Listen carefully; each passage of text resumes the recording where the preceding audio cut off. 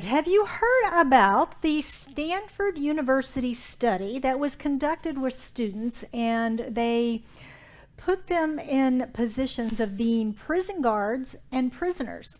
And they took the basement of one of the buildings at Stanford and they converted it into looking like a prison. And this thing was supposed to go for 2 weeks, and they were doing a sociology study or something. And our Book of the Month author, Shanti, describes the study in the book, and she says they had to terminate it after only 6 days. That what had happened is that the words and behaviors that the guards used to control the prisoners so thoroughly altered their feelings about the prisoners and their authority that they became aggressive to the point of even being sadistic, and that the prisoner students were actually being seriously mistreated. Yeah. Shanti says that many studies prove that behavior shapes how we feel. Now let that sink in. Behaviors shape how we feel. Science Mind teaches us that feeling precedes our demonstration, doesn't it? That our feeling precedes our demonstration, and that we have to believe that the demonstration is not only possible, but when we can put ourselves in the place of already living from that place of having received the relationship or the wealth or the health or whatever it is we're treating for, when we can be in that place. And for example, if you're treating for a relationship, you say, what would I be doing right now if I was in a relationship? Oh, it's Thursday night. We would be having a lovely dinner here. Set a second placemat. I'm having this experience of dinner with my partner, right? We put ourselves in that place. If I was wealthy, would I be worried about money? I know what this reality is, right? I know what I'm experiencing right now, and we know what we focus on expands. So why would we want to stay here and focus on that when we can use this powerful imagination that we have and move into our new creation? And that's basically what the science of mind teaches. But let's go back to this idea of behavior shapes how we feel. Think about a boxer. Think about a boxer. Now, I'm not criticizing boxers or boxing or anything like that, but think about that. This is someone that stands in a small environment and punches another person in the face, right? Right in front of them. Do you think they might have a more aggressive outlook on life than, say, maybe a golfer? You know, a golfer's competitive, right? But they're not standing face to face with someone and punching them in the face and the body, right? Now, I'm not saying I'm not criticizing that at all, but I'm saying if in fact behaviors shape how we feel, how does that boxer feel? Do you think they feel a little more aggressive? Do you think they feel bad about hitting the other person in the face? Probably not. They wouldn't be there doing it, right? So let's think about that as we continue to look at our kindness challenge today. We know that this imagination that we have, we know the way that the law works, that we live in a field of infinite possibilities. We're surrounded by it. We're surrounded by infinite mind. And it organizes everything, right? It organizes everything. God is the creator. God is the creator of all that is. God gave us the ability to co-create by saying, here's this field of infinite possibilities. You decide what you want to create through your choices, your emotions, your feelings, right? It took away the micromanagement thing, didn't it? You decide. I'm not going to do that part. And so we float around in that field of infinite possibilities. It's kind of like Amazon. Amazon has this infinite possibility of stuff and distribution channels and all of that available to us. But until we say that book, TV, or whatever it is, they're not going to do anything, are they? And the same is true in this field of infinite possibilities that we live in. We have to say what it is that we want. Either through our conscious awareness, or unconsciously we sometimes do. Maybe it's individual, maybe it's collective. Some suggest that the pandemic that we're experiencing is the collective consciousness of the entire planet coming into manifestation. So my talk today is God doesn't act until we do. Sort of like Amazon, right? So we're going to explore step 3 in our kindness challenge. Step 1 is don't say anything negative. Step 2 is say something positive. And step 3 is every day do a small act of kindness or generosity for our person, this person that we have selected to do the kindness challenge for. Now, I've heard many of us say that, I don't have someone specifically that I'm doing it for. I don't live with anybody. I live alone, and this sort of thing. And what I'm finding is that this is sort of oozing out into all of my relationships and interactions with everyone. So don't think that you can't participate simply because you don't. She uses a lot of references to her family. And if we live alone, we don't have that. And you may feel you can't do the challenge. But in fact, you can, because like I say, it oozes out. What's really changing here, what's that they say in movies? Plot, what's it when you give away the story? Anyway, lost that one. The purpose is that it changes us, right? The purpose is it changes us. So again, moving into Thanksgiving week, we're going to look at ways that we can practice kindness and generosity. And I want you to hang on to this idea that behavior shapes how we feel, okay, as we move through this. So when we are doing these small acts of kindness or generosity, when you think of that, you might think of random acts of kindness. You've all probably seen some of the promotions and things around that and heard stories of people paying for the folks behind them in line, random acts of kindness. And those are great. Those are great. Those are valuable. But Shanti suggests to us that we may want to be more purposeful than random in our acts of kindness that are more meaningful to our person, right? To our person. Ernest Holmes is the founder of our Centers for Spiritual Living. He's also the author of The Science of Mind. And he says we should give ourselves in love and in service to others, in a spirit of generosity and good fellowship. To refuse to give is to refuse to receive, for everything moves in circles. Real giving is the givingness of the self, a kind word, a thoughtful act, perhaps just a smile, can help lighten the burdens of others. Today I have some examples from the book and some stories from my own life that I want to share with you around this idea of kindness and generosity. The first is small acts of service. And this means that we are aware of what our person does, right? We're aware of what they do. Let's say it's their turn to do the dishes or unload the dishwasher. And we don't make a big deal out of, I'll do it, right? We don't make a big deal out of it, we just do it. If you do your dishes at night and the other person unloads the dishwasher in the morning, maybe you get up a little bit early and you unload the dishwasher.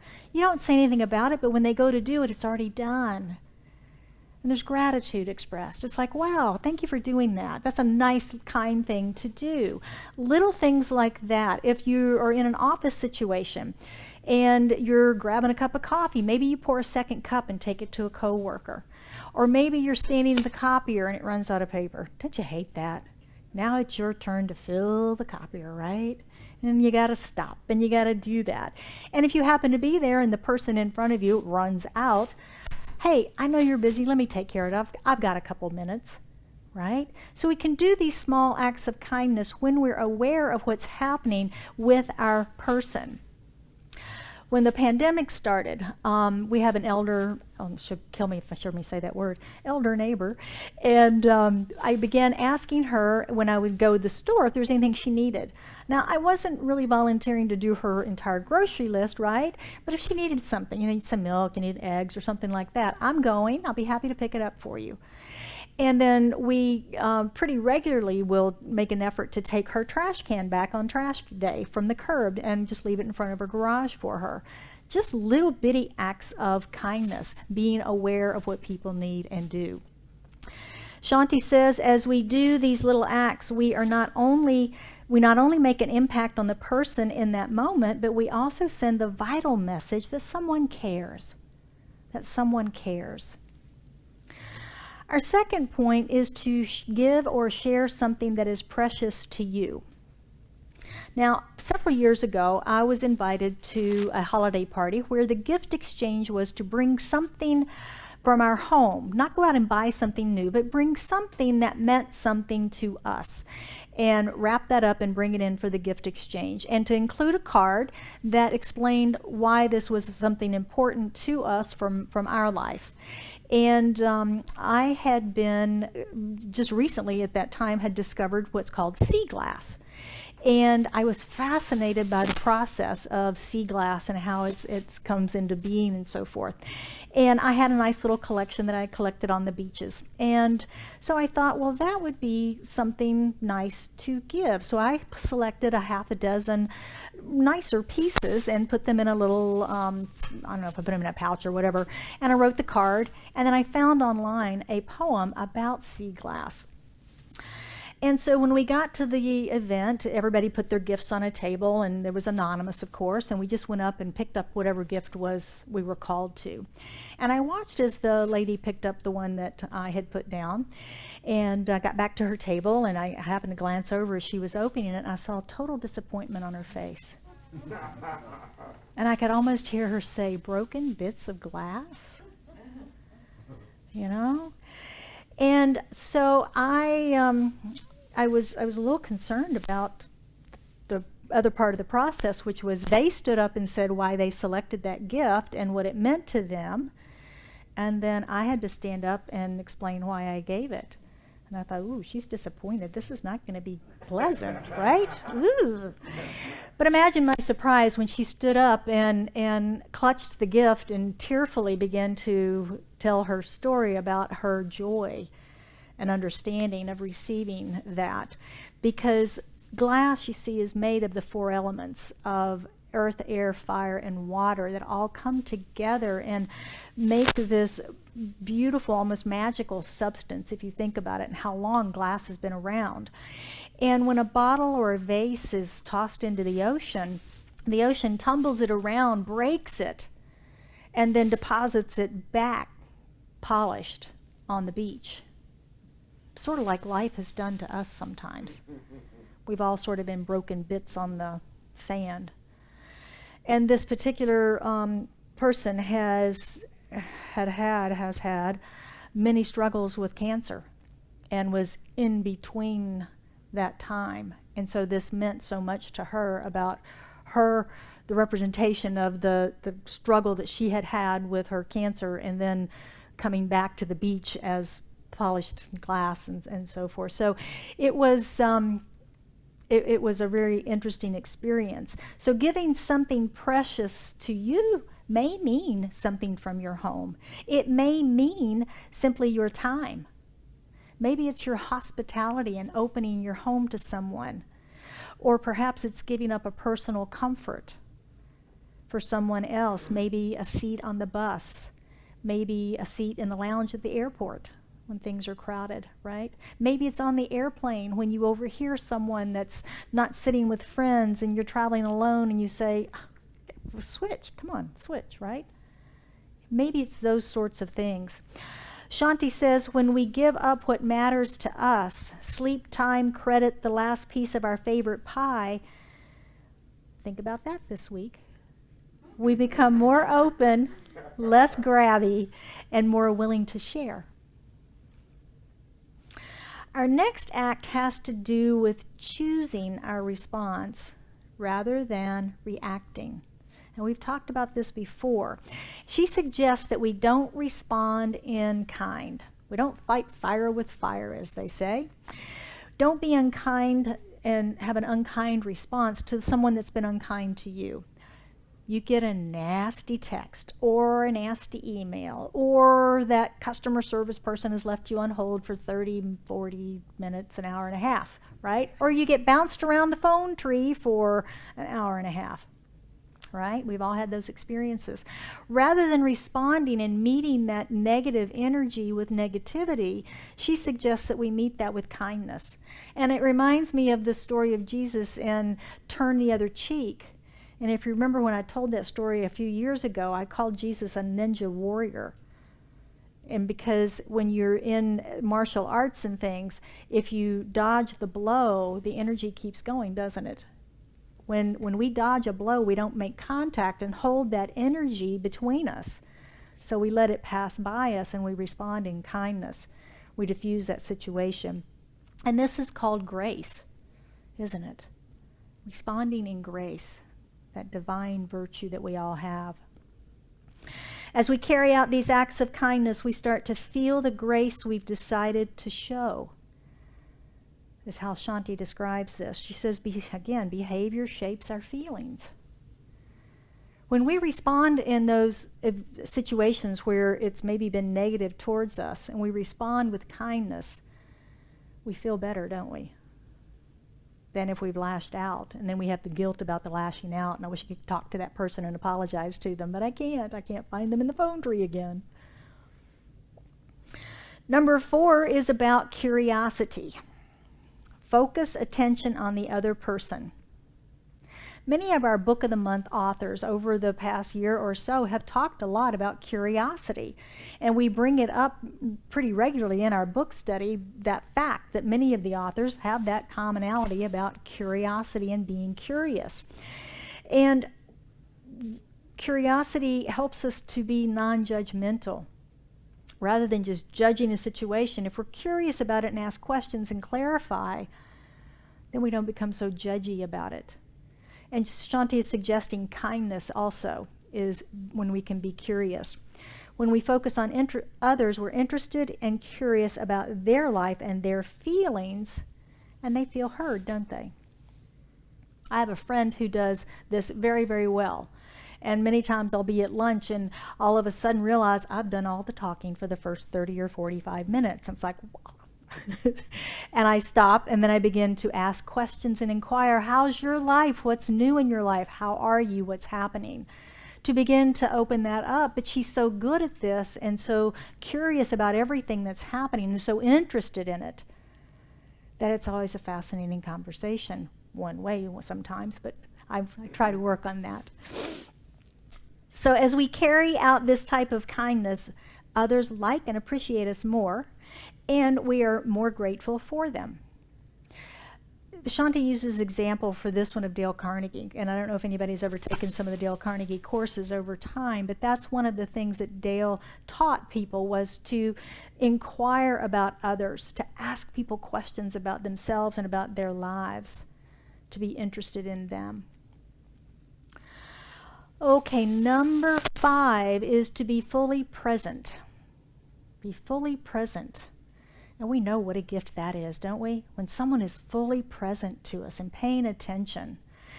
And it's a big deal today. It's a big deal today. And we have so many distractions, don't we? Our cell phone, our computer, our television. We have responsibilities, we have timelines, deadlines, we have all these things pulling for our attention and distracting us that we can lose sight of what's right in front of us. We can lose sight of what's right in front of us. Being fully present to someone, particularly if multitasking is more your style, can be somewhat of a challenge for us to let go of that, And as I've taken the challenge this month for myself, I've noticed my tendency in the office when someone would stop by to talk to me about something was to have a standing desk, was to continue to stand behind the desk and just step briefly up so I could see their face beside the monitor, keep my hand on the mouse and another hand on the keyboard. Yes? Right? And what I realized is how unkind that is to that person. So now I've been making a very conscious effort to step back, take my hands off the computer and the mouse, and even turn the monitor off so that I'm not even tempted to look at it, and step over to step into conversation with them and be fully present with them. These quick stop-bys for a Q&A have turned into a dialogue, a conversation, where not only do I find out what's going on in the office, I find out what's going on in their life. So I'm seeing the benefits of this tremendously just by recognizing the fact that while I thought I was multitasking and getting things done, I was in fact not being kind. Not being kind. Ernest Holmes said, "True givingness is the transmitting of the self to everything we do. It does not matter what it is. The outpouring of our self into every undertaking with an enthusiastic zest, love, kindness, and friendliness." Giving of ourselves is the greatest gift we have for someone, isn't it? Shanti says, as we focus on the person in front of us, we are essentially saying, I value you more than anything else I could be doing or should be doing in this moment. That was powerful. That was powerful. That got my attention. Number 6. We talked about this a little bit last week, if you remember Elvis Presley, from the standpoint of suspicion. And this point is to assume the best. And Shanti says the next time you're provoked, hurt, shocked, or upset, take a breath and assume he or she did not intend to upset you, and look for a more generous explanation of their behavior. Could it possibly be anything else except they were just trying to hurt me? Could it possibly be anything else? Could it possibly be anything else that Jill was not tuning me out and being unkind to me? Could it possibly be she was on a deadline? I'm not making excuses for myself, just an example. But those are the kinds of things. Is there any other possibility here that I could be missing and I'm judging this as something that it's not? Can I assume the best in this situation? And I would refer back to number 4, which is focusing on the other person and becoming curious. I'm about to make a judgment here about this conversation. Can you help me out? Let's talk about this, right? Let's talk about this. Let me know how you're feeling. You must be busy. Are you busy? What's going on? Whatever that might be, to open that up to something else besides what our immediate reaction and judgment might be. Shanti reminds us, as we start to look for more generous explanations, we'll see them often, which will spur us to look for them the next time. We know what we focus on expands. And that's the same whether it's suspicion or whether it's assuming the best. What we focus on expands. Our last one is to tell the other person what you need. Tell the other person what you need. Communication in any relationship is critically important. We know that, right? Our intellect, our brains, our mind says, yes, of course, that's very important. We cannot hold others to a standard that they don't know what it is, right? That's not logical. Sometimes we think, ladies, that, well, they should know. Or even worse, if they loved me, they would know. Right? Well, I think sometimes maybe we ladies might be a little more guilty of that than the guys. But Shanti tells us that as we tell others what we need, we learn that they usually want to do what we want. I don't think anybody gets up in the morning and goes, I'm going to make everybody on the planet that I possibly can today unhappy. Right? Anybody in the room do that? I'm going to pick on you if you... No, I'm kidding. We don't. We do not do that. We may not do anything, but we certainly don't go to the dark side and say, I want to hurt everybody I come in contact with. I will say, though, I was talking in jest to the ladies, gentlemen, you do this also. We all do this. We all do this, whether it is out of not wanting to have what we perceive to be a confrontation, whether it's not wanting to talk about our feelings, or whether it's they should know. Whatever it might be, we sometimes don't tell other people what it is that we need. And a kind thing to do is to do that. Practice clear communications in all of our relationships. So those are just a few of the ways that we can express kindness and generosity to our person and to everyone we come in contact with. Do a small act of kindness or generosity for our person every day. So if the studies prove that behavior shapes our feelings, if those are true, shifting our behavior to one of doing these small acts of kindness or generosity will shift how we feel, won't it? Yeah, because our behavior is changing. So as we continue through this next 30-day, we got 8 days, I guess, left. Yeah, 8 more days of our challenge. I'm sure that you're going to come up with more ways that you can express kindness and generosity to your person, to their delight and to yours. Because again, the behavior that's changing is yours, and whose feelings change as a result, right? So let's wrap up today with our spiritual practices and see how we can do some of these small acts this week. Now, don't forget to sign up for Mindful Monday, our email that goes out on Monday mornings that gives you a recap of the talk, the quotes, and more detail on the spiritual practices for the week. If you would like to sign up here in the room, you can do that in the lobby, or if you're online, you all can just send me an email and we'll get you added to the list for tomorrow. So our first step is the one that we've had all month long, and that is to continue the challenge. Say nothing negative to them or about them. Say nothing negative to or about anyone. How about that? Let's expand it this week.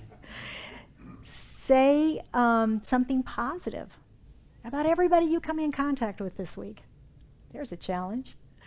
And number 3, which is today's practice, of do that small act of kindness or generosity every day for someone. For someone. Number 2 is watch your behaviors. If it's true that our behavior shapes how we feel, knowing what you're doing, knowing what these behaviors are, will help you know what you're feeling and how to change your feelings, right? If you find yourself feeling angry, sad, lonely, depressed, sometimes our behaviors can cause those feelings. And if we're experiencing those feelings, if we can change the behaviors. One of the things I learned years ago was that it's difficult for us to look up and be unhappy. So if you notice people that are unhappy, a lot of times they're looking more down at the ground. And if you just look up, it shifts the jelly in your brain, whatever, but it just lightens your load. And I didn't share last week, but I am going to share this week because we talked about it in book study, and we laughed about it and had a good laugh. In the book, she talks about how Botox is so good for us because it brightens our face and holds us in a smile, and we're all more happy. And they've done studies that people that have Botox are happier people. So there you go.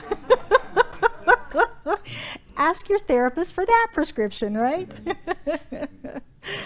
Okay, so watching our behaviors and knowing that we can if we can do it either way. If we've got feelings that we want to change, we can look for the behaviors. Knowing what our behaviors are may demonstrate to us what our feelings are. But those two go together, so watch for that. And set powerful intention for yourself this week.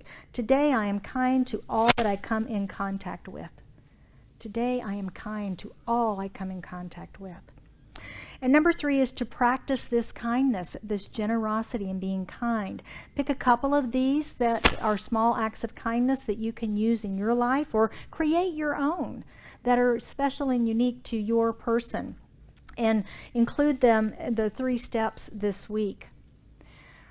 Another option in this is to write down every day the kind, generous act that you did.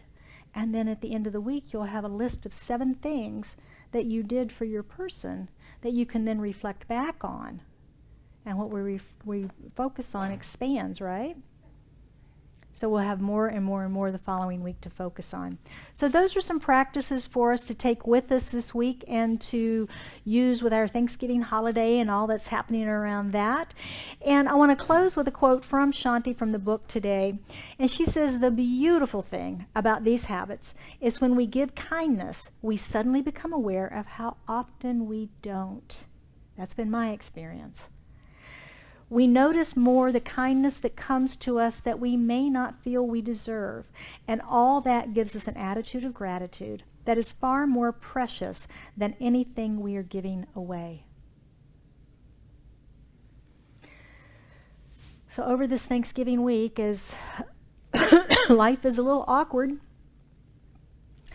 gatherings may be a little different than we're used to, or they may not exist at all for some of us.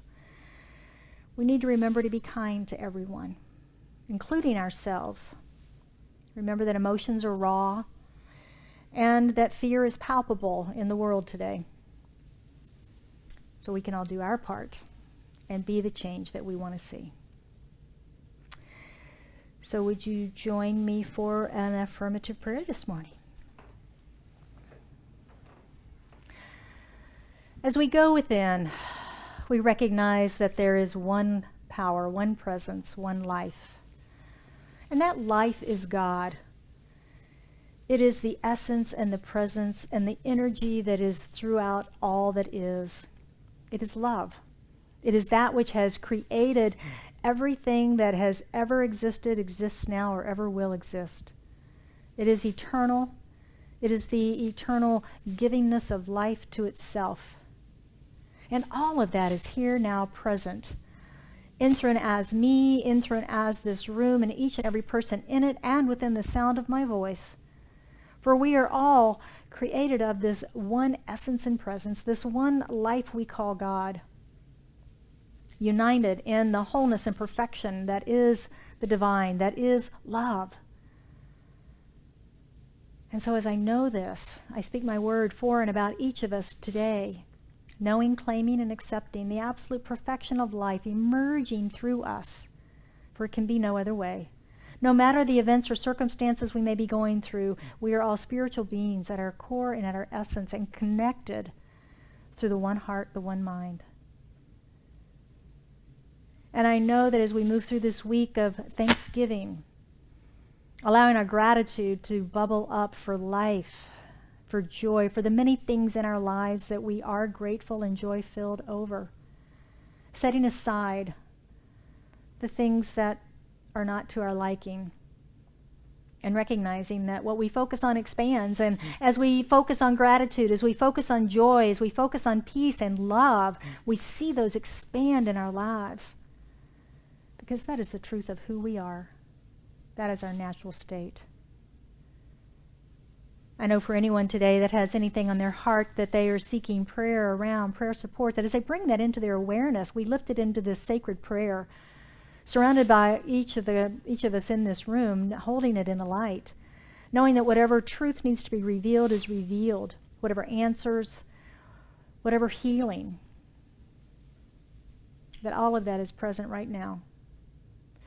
And so it is with a grateful heart filled with thanksgiving and joy and gratitude that I release this prayer into the action of law, the activity of mind, knowing that it is done. For the word spoken is the word made manifest, and we accept and know this today by saying, and so it is.